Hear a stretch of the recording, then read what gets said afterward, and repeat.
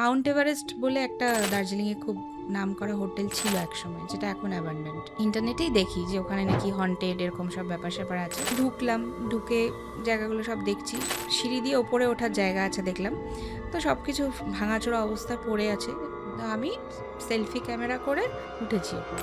আমি এইরকম জাস্ট সিঁড়িটায় উঠেছি, উঠে হঠাৎ করে এদিকে ঘুরে দেওয়ালের দিকে নজর পড়লো, দেখছি লেখা আছে ওয়ার্নড ইউ, গুড মর্নিং। আর তখন বাজে সকাল ওই 6:30 7টা এরকম। ব্যাক সাইডটা তখন আমি দেখতে পারিনি, তো আমি ভাবলাম যে ঠিক আছে বেরোনোর আগে একবার ব্যাক সাইডটা দেখে আসি। ব্যাক সাইডটায় গেছি, আর তো মানে বললাম এক ফোঁটাও আলো নেই। একটু উঠেছি, ওপরে আরো ডার্ক, মানে এত ডার্ক যে এবার আমার লাগছে ভয়।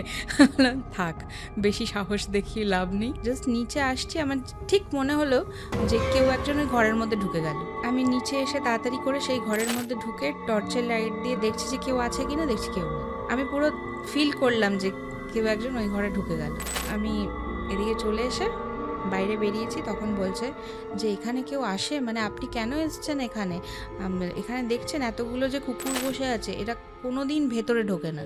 আমরা জানি যে প্রাণীরা কিছু বেশি সেন্স করতে পারে। এই ঠান্ডার মধ্যে কুকুরগুলো লাইন দিয়ে বাইরে বসে আছে, একটা কুকুরকেও আপনি ওই ভেতরে আপনি দেখতে পারবেন। আর সত্যিই তাই, একটা কুকুরও কিন্তু বিল্ডিং এর ভেতরে নেই।